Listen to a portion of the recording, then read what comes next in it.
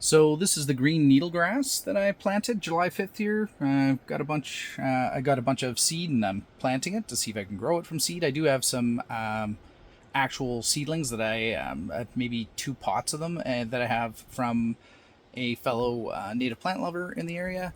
I also got some plants from him on the Meadow Arnica, which is this one that I'm planting here right now.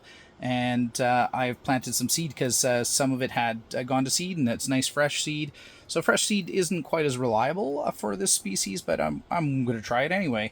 Again, I have a whole bunch of extra seed. Why wouldn't I give it a try? This is practical propagation. I'm not going to be able to keep it in the fridge forever anyway.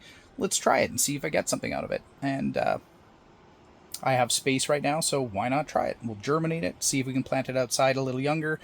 A lot of native plants will do well at all sorts of different stages and continue to grow outside as well. So don't be afraid of the timing. The timing, in my experience so far, it's important sometimes, but not as much as you might think.